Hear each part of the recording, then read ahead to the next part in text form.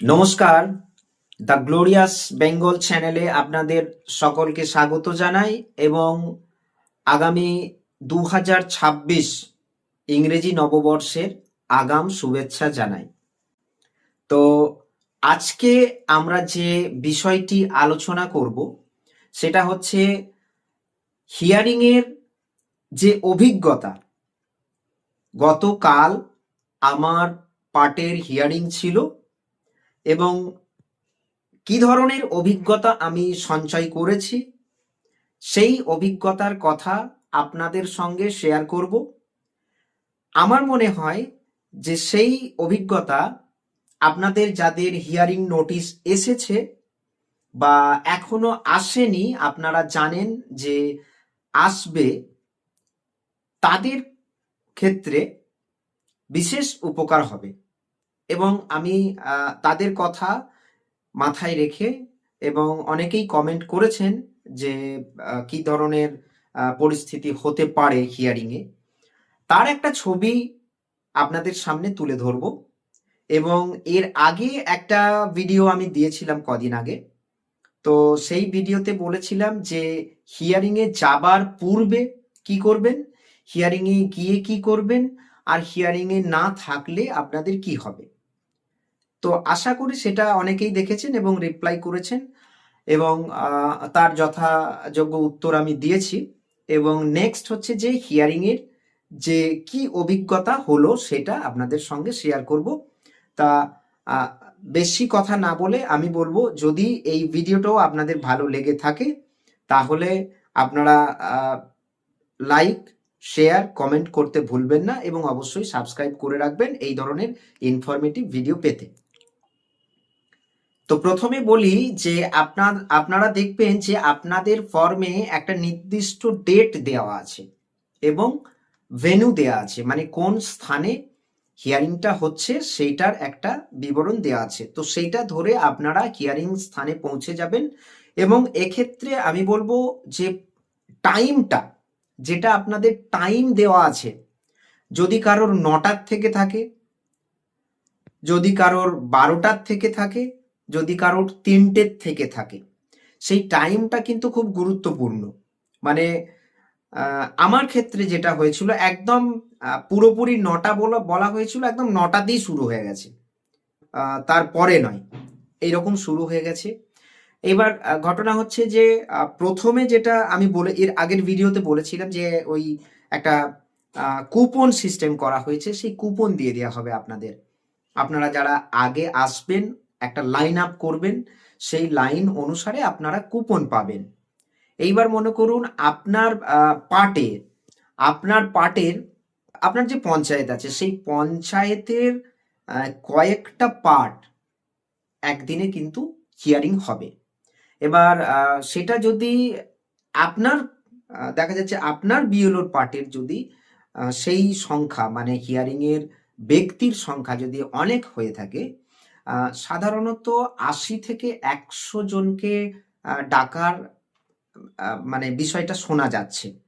তো এটা হলেও অনেক বেশি সংখ্যক, এটাও করে ওঠা খুব দুষ্কর। তার কারণ হচ্ছে শুধু হিয়ারিং পর্ব নয়, হিয়ারিং পর্বের পরে যে সমস্ত ডকুমেন্টস আপনারা দিচ্ছেন সেই ডকুমেন্টসগুলোকে আপলোড করার ব্যাপার কিন্তু সেই দিনের মধ্যেই সম্পন্ন করতে হচ্ছে।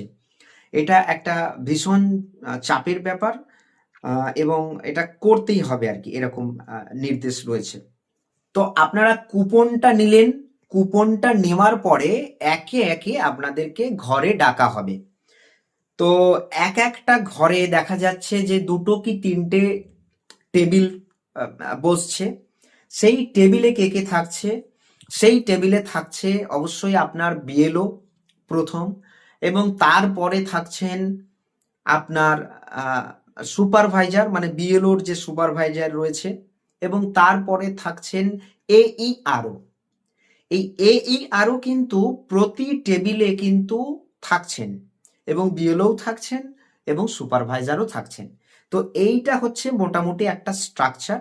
এবং তার সাথে ওই একটি ঘরে একজন এমও অর্থাৎ মাইক্রো অবজারভার থাকছে। এবং কার কি কি কাজ রয়েছে সেটা আমি বলছি। প্রথম কাজটা হচ্ছে বিএলওর, তিনি মানে আপনাকে ডাকছেন, এবং ডাকার পরে আপনার যা ডকুমেন্টস আছে সেই ডকুমেন্টস আপনাকে দেখাতে হবে।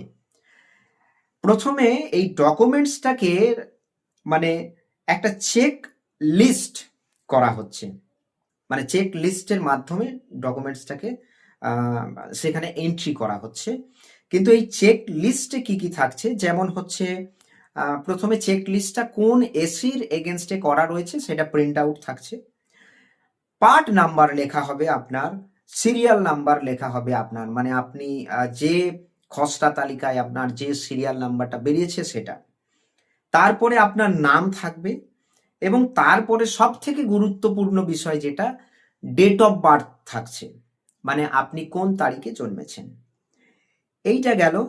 এবং এর পরে যেটা করা হবে, একটা 3টে কলাম থাকবে একটা জায়গাতে ওই চেক লিস্টের, সেখানে যেটা থাকবে যে বর্ন ইন ইন্ডিয়া বিফোর 1/7/1987, মানে হচ্ছে 1/7/1987 আগে জন্মগ্রহণকারী ব্যক্তি। এবার আপনি মনে করুন এই পার্টে পড়ছেন 1/7/1987 আগে জন্মগ্রহণকারী ব্যক্তি। ডকুমেন্টসটাও আমি বলি, এর সঙ্গে কি হবে না, এই যে ব্যক্তি 1/7/1987 যে ব্যক্তি মানে আগে জন্মগ্রহণকারী, তার যে কোনো একটি documents as per mention by election commission, বা আমরা যদি বলি ইলেকশন কমিশন নির্ধারিত যে ডকুমেন্টস, যে কোনো একটি 13টার মধ্যে দুটো 13টার মধ্যে দুটো প্রযোজ্য নয় পশ্চিমবঙ্গের ক্ষেত্রে, 11টির মধ্যে যে কোনো একটি ডকুমেন্টস তাকে দেখাতে হবে। এইটা গেল হচ্ছে 1987 যে ব্যক্তি মানে আগে জন্মগ্রহণকারী। নেক্সট হচ্ছে যে born in India between 1/7/1987 to 2/12/2004, এই সময়কালের মধ্যে যারা জন্মগ্রহণ করেছেন তাদের ক্ষেত্রে দুটো ডকুমেন্টস দিতে হবে। একটা হচ্ছে নিজের আইডেন্টিটি দিতে হবে, আর দ্বিতীয়টা হচ্ছে যে তার মা অথবা বাবার যে কোনো একটি সরকারি অফিস থেকে প্রাপ্ত কাগজ দিতে হবে। ঠিক আছে, তাহলে এখানটায় যেটা হলো যে সেলফকেও দেখা হচ্ছে ডকুমেন্টস, আবার দেখা হচ্ছে কি না যে ব্যক্তি মানে তিনি কার মানে সন্তান, এটা কিন্তু দেখা হচ্ছে। এবার এই সন্তান কেন দেখা হচ্ছে এইটা আমি একটা ভিডিও করব এইটার উপরে পরবর্তীতে, আপনারা এইটা আরো ডিটেলস জানতে পারবেন যে কেন করা হচ্ছে সন্তান। নেক্সট হচ্ছে দেখুন 3 নম্বর কলামে যেটা রয়েছে বর্ন ইন ইন্ডিয়া 2/12/2004, 2/12/2004 পরবর্তী ক্ষেত্রে যাদের জন্ম, তাদের ক্ষেত্রে কি করতে হবে, তাদের ক্ষেত্রে কিন্তু 3টে ডকুমেন্টস হচ্ছে মাস্ট। একটা হচ্ছে নিজে, মনে করুন আমি যদি বা আপনি যদি যান, আপনার যদি এই ক্যাটাগরির মধ্যে আপনি পড়েন, তাহলে কি হলো, আপনাকে নিজের একটা ডকুমেন্টস দিতে হবে যা মেনশন করা আছে এই 11টা ডকুমেন্টসের মধ্যে, বারবার বলছি কিন্তু। নেক্সট হচ্ছে যেটা সমস্যা হয়েছে সেগুলো বলছি এরপরে। তারপরে হচ্ছে বাবার একটা কাগজ দিতে হবে সরকারি, এবং মায়ের একটা যে কোনো ওই প্রমাণপত্র দিতে হবে, সরকারি প্রমাণপত্র।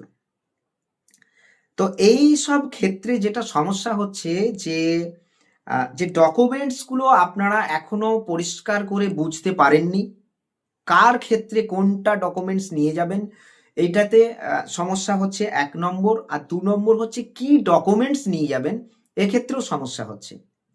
আমি বলছি যদি আপনি বুঝতে না পারেন তাহলে আপনি বারবার করে বিএলওকে জিজ্ঞাসা করুন। দেখুন আপনি কিন্তু একবারই এই সুযোগ পাচ্ছেন, এই সুযোগে কিন্তু আপনাকে প্রমাণ করতে হবে যে আপনি কিন্তু এখানকার নাগরিক। সব থেকে বড় প্রমাণ দিতে হবে যেটা, সেটা হচ্ছে আপনি ভারতবর্ষের নাগরিক। এটার জন্যই কিন্তু এই বিষয়টাকে গুরুত্ব দেওয়া বা এটাকে করা। তো আহ, যেটা বলছিলাম যে ভুল ভ্রান্তি যেটা আপনাদের হচ্ছে কাগজপত্রে, ভুল কাগজ নিয়ে চলে যাচ্ছেন। আমি বলবো দয়া করে এটা ভালো করে শুনুন আপনারা। এই ভিডিওটাও যদি আপনারা ভালো করে মন দিয়ে শোনেন তাহলে দেখবেন যে কাগজের যে রকম ফেরটা আপনারা ঠিক মতো করে নিয়ে যাচ্ছেন। তো এই কাগজগুলো নেবেন 3টে ক্যাটাগরি। আগে আপনি যদি হিয়ারিং এ ডাক পেয়ে থাকেন, আগে আপনি ভাবুন যে আপনি কোন ক্যাটাগরিতে পড়ছেন। আপনি কি 1/7/1987 আগে জন্মগ্রহণকারী? নিজেকে প্রশ্ন করুন। যদি হয় তাহলে তাহলে আপনি একটি মাত্র ডকুমেন্টস নেন। দ্বিতীয় ক্ষেত্রে হচ্ছে 1/7/1987 থেকে 2/12/2004 এর মধ্যে হলে পরে আপনি দুটো ডকুমেন্টস নেবেন, একটা আপনার নেবেন আর একটা হচ্ছে আপনার মায়ের অথবা বাবার। আর এর পরবর্তী যদি হন তাহলে মানে 2004 মানে 2/12/2004 এর যদি পরবর্তী হন তাহলে 3টে ডকুমেন্টস আপনাকে দিতে হবে। এটা আপনি মাথায় রাখুন। এবার নেক্সট হচ্ছে ওই পেজটাতে যেটা মার্ক করা হবে আপনি যা যা ডকুমেন্টস শো করেছেন। মনে করুন কেউ হয়তো নিজের প্রমাণ হিসাবে অ্যাডমিট কার্ড দিয়েছেন, খুব ভালো কথা। এইবার আপনি যদি দ্বিতীয় ক্যাটাগরিতে পড়েন, মানে 1/7/1987 থেকে 2/12/2004 এর মধ্যে পড়েন, তাহলে আপনাকে দিতে হবে বাবার অথবা মায়ের। সেক্ষেত্রে আপনি মায়ের কোনো একটা ডকুমেন্টস দিতে পারেন অথবা বাবার কোনো একটা ডকুমেন্টস দিতে পারেন। তো সেইটা কিন্তু এখানে নোট করা হবে। এইবারে যেটা সমস্যা হচ্ছে যে আপনারা এই ডকুমেন্টস বলতে অনেকেই যেটা করেছেন সেটা হচ্ছে যে আধার কার্ড আর প্যান কার্ডকেও নিয়ে চলে যাচ্ছেন। আধার কার্ডের একটা অপশান আছে, যদি ব্যক্তি প্রথম অপশানে, মনে করুন আপনি 1987 আগেকার, আপনি আধার কার্ড দিলে কিন্তু সেইটা আপলোড হবে না। ভালো করে শুনুন, আপনি 1987 সালের আগেকার মানুষ, আপনি যদি আধার কার্ড দেন আপনার এটা গ্রাহ্য হবে না। এই হচ্ছে ডকুমেন্টসগুলো। তো ডকুমেন্টসগুলো যখন আপনি দিলেন, দেওয়া হয়ে গেল, দেওয়ার পরে আপনার বেশ কিছু সাইন থাকবে। এবার প্রত্যেকটি ডকুমেন্টসে আপনাকে কিন্তু সাইন করতে হবে, তার কারণ এই যে ডকুমেন্টসটা আপনি দিচ্ছেন এইটা সব থেকে বড় প্রমাণ এটা যে আপনি, এবং আপনার বিএলও সাইন করবেন।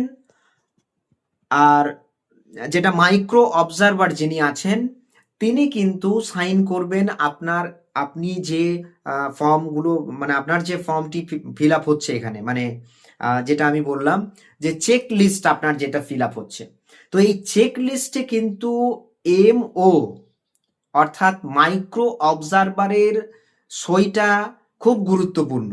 মাইক্রো অবজারভার সই করলেন এবং মাইক্রো অবজারভার সই করার পরে যেটা হবে সেটা হচ্ছে যে মাইক্রো অবজারভারের সাথে একটা ফটো হবে, যেখানে মাইক্রো অবজারভার থাকবেন, ভোটার নিজে থাকবেন, এবং হচ্ছে কি না আরেকজন থাকবেন AERO। এই তিনজনকে নিয়ে কিন্তু এই ফটো সেশনটা থাকবে, এবং এই ফটো সেশনটা খুব গুরুত্বপূর্ণ। এই ফটো সেশনটা কিন্তু আপনি যে হিয়ারিং এ এসছিলেন, উপস্থিত হয়েছিলেন, একটা বড় প্রমাণ, ঠিক আছে। এবং তার এরপরে হচ্ছে দ্বিতীয় যেটা, সেটা হচ্ছে আপনারা এই প্রসেস, আপনারা এলেন, এই প্রসেস করে আপনাদেরকে ছেড়ে দেওয়া হলো, কিন্তু পরবর্তী যে প্রসেস আপনারা যে ডকুমেন্টস দিয়েছেন সেই ডকুমেন্টস আমরা আপলোড করব BLO অ্যাপে। এবার BLO অ্যাপে কিন্তু দেখুন আমি যে ডকুমেন্টসগুলোর কথা বলেছি, মানে সহজলভ্য ডকুমেন্টস সেইগুলোর কথা বলেছি, তো সেই ডকুমেন্টসগুলো আপনারা চেষ্টা করুন হাতের কাছে রাখার। এবার এইখানে আরেকটি ডকুমেন্টসের কথা বলবো, যে এই ডকুমেন্টসটা কিন্তু আপনারা একটু জোগাড় করে নিতে পারেন। এটা আমি বলছি ডকুমেন্টসগুলো কি কি আছে আমি আরো একবার আপনাদেরকে জানিয়ে দিচ্ছি। এনি আইডেন্টিটি কার্ড, যেমন হচ্ছে এনি আইডেন্টিটি কার্ড মানে এর মধ্যে certificate, document issued in India by the government, local authorities, banks, post office, LIC, PSU prior to 1/7/1987, মানে যে ব্যক্তি সেলফ, তার ক্ষেত্রে কিন্তু এই ডকুমেন্টসগুলো 1987 সালের আগে দিতে হবে। ভালো করে বুঝবেন ব্যাপারটা, যে ব্যক্তি সেলফ মানে প্রথম ক্যাটাগরিতে পড়ছেন, তাকে কিন্তু ডকুমেন্টস হিসাবে 1987 সালের আগে এই যে বিষয়গুলো বললাম সেই কাগজগুলো তাকে দিতে হবে 1987 সালের আগে। নেক্সট হচ্ছে যে birth certificate issued by the competent authority, মানে যে কোনো মানে সরকারি সংস্থা কম্পিটেন্ট অথরিটি দ্বারা কিন্তু এই বার্থ সার্টিফিকেট ইস্যুড হতে হবে। পাসপোর্ট এটা দিতে পারেন। ম্যাট্রিকুলেশন, পরবর্তীতে যাচ্ছি, matriculation educational certificate issued by recognised boards universities.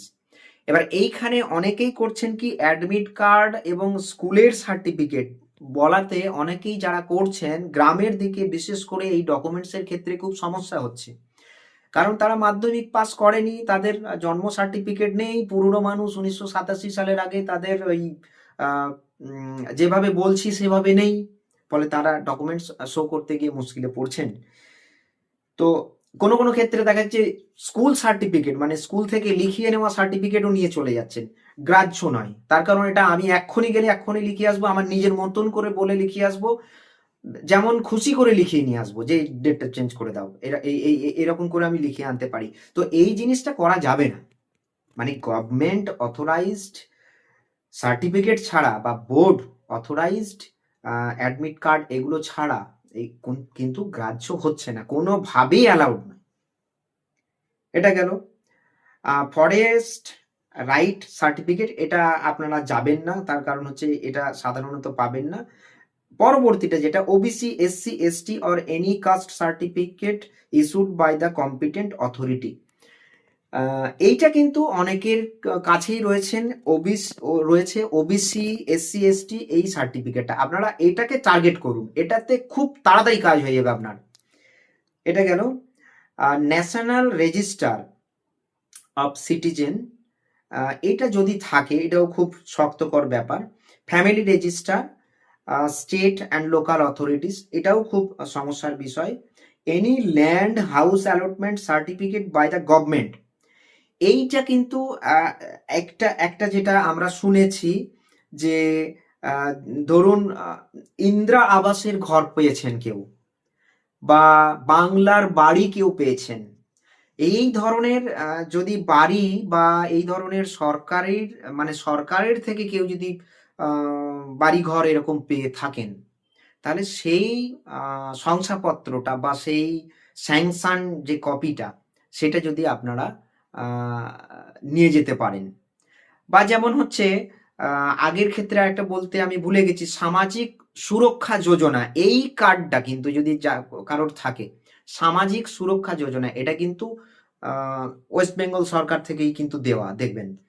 তো এটা আপনারা টার্গেট করতে পারেন। আর এইগুলো হচ্ছে এই এই এই এনি ল্যান্ড হাউস, এটা বললাম।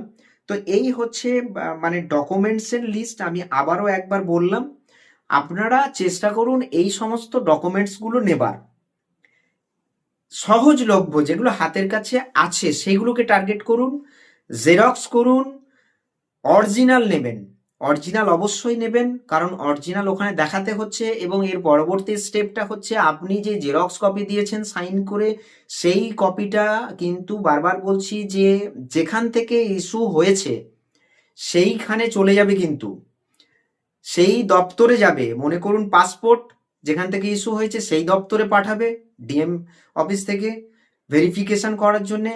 মনে করুন এই 1987 আগে অনেক এসসি সার্টিফিকেট আছে, এই সার্টিফিকেটগুলো বা পরবর্তী ক্ষেত্রে এসসি সার্টিফিকেট সন্দেহ লাগলে তো অবশ্যই, সন্দেহ না হলেও কিন্তু এগুলো কিন্তু ভেরিফিকেশনের জন্য যাবে।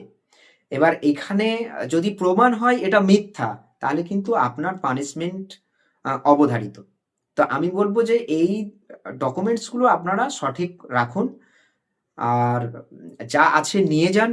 এই ডকুমেন্টসগুলো কিন্তু আপলোড সম্ভবপর হচ্ছে। এবার অনেকেই বলছেন যে আধার কার্ড কেন হবে না, প্যান কার্ড কেন হবে না।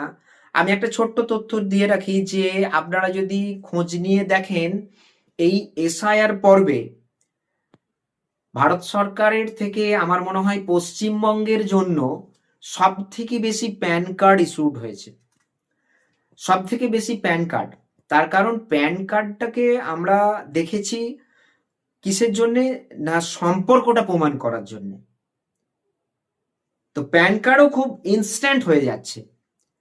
তো যে পেপারসগুলো ইনস্ট্যান্ট হয়ে যাচ্ছে সেই পেপারসগুলোর ভ্যালুয়েশন মানে কতটা, এবার আপনারাই সেটাকে নির্বাচন করুন। তো যাই হোক, মোটামুটি এই হচ্ছে একটা ওভারঅল অভিজ্ঞতা। আমরা এইভাবে কালেকশন করেছি, এইভাবে লিপিবদ্ধ করেছি, এইভাবে সেগুলোকে আপলোড করেছি। আপনাদের সুবিধার্থে এটাকে শেয়ার করলাম। এবার আপনাদের যদি ভালো লেগে থাকে ভিডিওটা, তাহলে আপনারাও অন্য কাউকে শেয়ার করুন। তার কারণ অনেকেই চিন্তিত যে কি হবে। আর আরেকটা বলেছিলাম যে যারা উপস্থিত থাকতে পারবেন না তাদের কি হবে, তাদের জন্য একটা আলাদা ডেটের ব্যবস্থা করা হবে। আমি এটাও বলেছিলাম যে যারা বাইরে আছেন, জানতে চেয়েছেন যে কি হবে তাদের, তাদের যেটা করতে হবে, অবশ্যই বিএলওকে একটা অ্যাপ্লিকেশন করতে হবে থ্রু চ্যানেল হচ্ছে এইআরও। এইআরও কাছে সেই অ্যাপ্লিকেশনটা যাবে, এইআরও সেটার দেখে বা পরীক্ষা করে সেটাকে মতামত জানাবে। তো এই হচ্ছে মোটামুটি একটা অভিজ্ঞতা। তো সম্পূর্ণ ভিডিওটা দেখার জন্য আপনাদের সকলকে ধন্যবাদ। সুস্থ থাকুন, ভালো থাকুন। ভালো লাগলে চ্যানেলটা সাবস্ক্রাইব করে রাখুন। ধন্যবাদ সকলকে।